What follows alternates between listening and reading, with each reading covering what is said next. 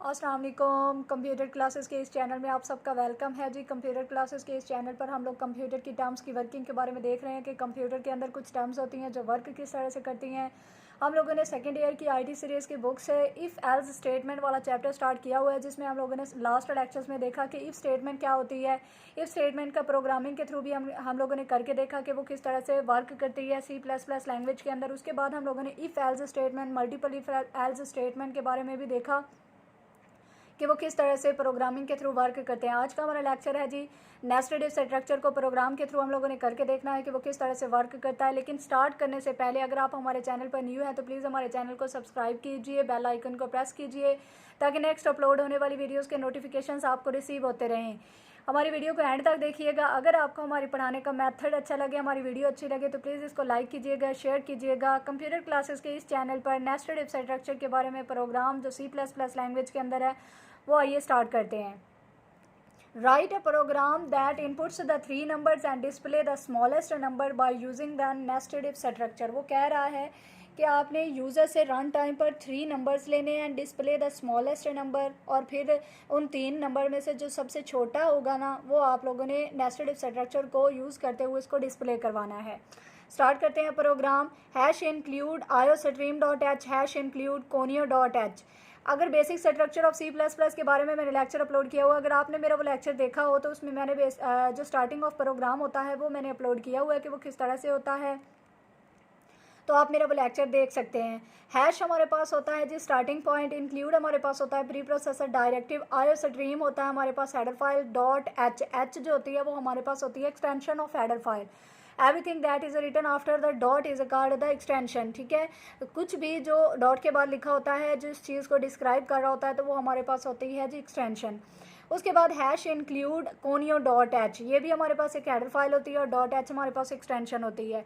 आप लोग एक प्रोग्राम के अंदर जितनी चाहे मर्जी हेडर फाइल्स को इंक्लूड कर सकते हो, but that totally depends on the functions that you use in the body of the program. ठीक है, उसके बाद हमारे पास होती है जी वॉइड, एक रिटर्न टाइप होती है। रिटर्न मतलब इसका मतलब ये है कि एक रिटर्न टाइप है लेकिन वो नल हमें रिटर्न कर रही होती है, यानी वो कुछ भी रिटर्न नहीं कर रही होती है।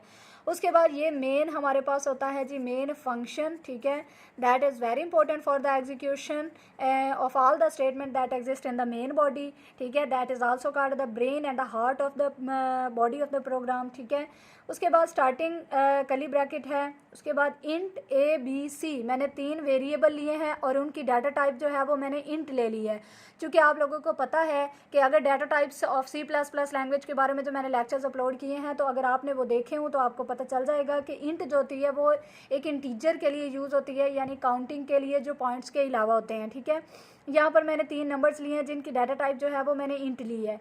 सी आउट एंटर 3 नंबर्स। ठीक है, आपने यूज़र से रन टाइम पर 3 नंबर्स लेने हैं। सी इन आपने ABC, क्योंकि आपको प्रोग्राम के अंदर कहा हुआ है कि आपने यूज़र से रन टाइम पर 3 नंबर्स लेने हैं, तो इसीलिए यूज़र से रन टाइम पर 3 नंबर्स लेने का जो तरीका होता है वो ये होता है कि आपने डबल कोट्स के अंदर सी आउट यानी प्रिंट एफ की कंडीशन के अंदर लिखना होता है एंटर 3 नंबर्स। ठीक है, और किस में सी इन करवा दो ABC, जो कि मैंने यहाँ पर वेरिएबल्स डिक्लेयर करवाए हैं इंट डाटा टाइप देकर।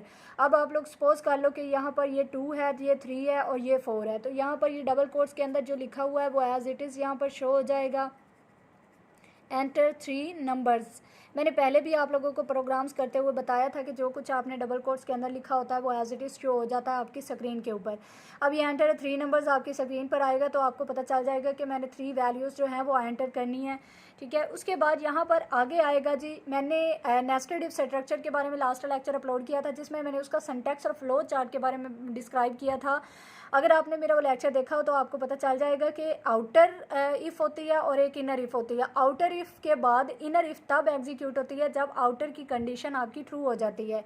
यहाँ पर वो आएगा, ये आउटर पार्ट है। यहाँ पर आएगा इफ़ A लेस देन है B। अब A की वैल्यू क्या थी हमारे पास 2, लेस देन होता है, बी की वैल्यू हमारे पास थी 3, अब 2 लेस देन होता है 3 के, कंडीशन हमारी ट्रू होगी, देन हमारा कंट्रोलर इनर इफ की तरफ जाएगा, हमारी कंडीशन ट्रू हो गई, 2 लेस देन होता है 3 के, तो नेक्स्ट हमारी इनर इफ की तरफ चली जाएगी। यहाँ पर देखें इफ़ ए लेस देन है सी के, ए की वैल्यू हमारे पास है 2, लेस देन है सी की वैल्यू हमने यहाँ पर जो यूज़र से रन टाइम पर ली है वो है 4, अब 2 लेस देन होता है 4 की, हमारी कंडीशन क्या हुई, ट्रू हो गई। यहाँ पर आएगा अगली इस इफ़ वाली स्टेटमेंट की तरफ, तो वो एग्जीक्यूट करवा देगा।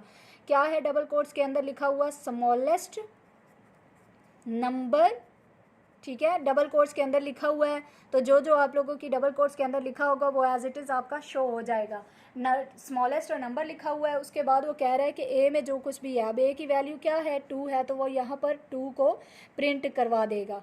उसके बाद अब इफ़ वाली कंडीशन हमारी ट्रू हो गई, अब इस स्टेटमेंट को उसने एग्जीक्यूट करवा दिया। नेक्स्ट वो एल्स वाले पार्ट की तरफ जाएगा ही नहीं, उसकी वजह क्या है कि हमारी जब इफ़ वाली कंडीशन ट्रू हो गई तो हमें एल्स वाले पार्ट की तरफ जाने की ज़रूरत ही नहीं है, इसको स्किप करते हुए वो नेक्स्ट बाहर आ जाएगा, ठीक है, और यहाँ से हमारा गेट की तरफ चला जाएगा। लेकिन ये उस सूरत में होगा जब हमारी इफ़ वाली कंडीशन जो आउटर के अंदर है वो ठीक होगी। लेकिन यहाँ पर अगर मैं वैल्यूज़ को चेंज कर लेती हूँ, 3 कर देती हूँ, इसको मैं 2 कर देती हूँ, इसको मैं 4 ही रहने देती हूँ, ठीक है, तो यहाँ पर वो आएगा और यहाँ पर दोबारा से कंडीशन को चेक करेगा। अब ए की वैल्यू हमारे पास है 3, लेस देन है, बी की वैल्यू क्या है 2, हमारी कंडीशन क्या हुई, यहाँ पर 3 लेस देन नहीं होता है 2 के, तो हमारी कंडीशन इफ़ वाली फॉल्स हो गई, जिसकी वजह से हमारा जो कंट्रोलर है वो डायरेक्टली मूव कर जाएगा इस इफ़ वाले पार्ट की तरफ। अब वो यहाँ पर आएगा, चेक करेगा 2, अब बी की वैल्यू क्या है 2, लेस देन है, सी की वैल्यू क्या है 4, यहाँ पर 2 लेस देन होता है 4 के, हमारी कंडीशन ट्रू हो गई। यहाँ पर आएगा इस जो स्टेटमेंट है इसको एग्जीक्यूट करवा देगा। यहाँ पर आप लोग देखें कि लिखा हुआ है जी स्मॉलेस्ट नंबर, ठीक है, स्मॉलेस्ट नंबर, ठीक है, डबल कोट के अंदर जो कुछ आप लोगों का लिखा हुआ होता है वो एज इट इज़ स्क्रीन पर आपको शो हो जाता है। स्मॉलेस्ट नंबर है, बी में जो कुछ भी पड़ा हुआ है, अब बी की वैल्यू आप लोगों को जो मैंने अभी चेंज की है, पहले वाली वैल्यूज़ और थी, अब दोबारा से मैंने एक दफ़ा फिर से आप लोगों को वैल्यूज़ चेंज करके करवाने की कोशिश की है ताकि आप लोगों को पता चल जाए कि अगर आउटर की कंडीशन हमारे पास फर्स्ट पे ही फॉल्स हो जाती है तो इनर की तरफ नहीं जाता है, आगे क्या होता है, जिसकी वजह से वो क्या करेगा, अब ये वाली कंडीशन फॉल्स हुई, ये वाली कंडीशन हमारी चेक होगी तो ये ट्रू हो गई, जिसकी वजह से इस वाली स्टेटमेंट को वो एग्जीक्यूट करवा देगा। अब स्मॉलेस्ट नंबर उसने एज इट इज शो करवा दिया, बी के अंदर जो कुछ भी था, बी की वैल्यू हमारे पास है जी 2, जिसकी वजह से अब हमारी ये वाली जो कंडीशन है ये ट्रू हो गई, जिसकी वजह से उसने इस वाली स्टेटमेंट को ही एग्जीक्यूट करवाया। अब जब हमारी इफ वाले पार्ट की कंडीशन ही ट्रू हो गई है तो हमें एल्स वाले पार्ट की तरफ जाने की ज़रूरत ही नहीं है, जिसकी वजह से हमारा जो कंट्रोलर है, जो कंपाइलर है, वो डायरेक्टली मूव कर जाएगा गेट पार्ट की तरफ।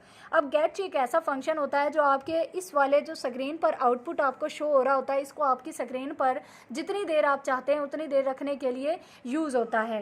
कर्ली ब्रैकेट एंड के साथ आपका प्रोग्राम ख़त्म होता है, यहाँ पर जो हमारा कंट्रोलर है वो टर्मिनेट कर जाएगा।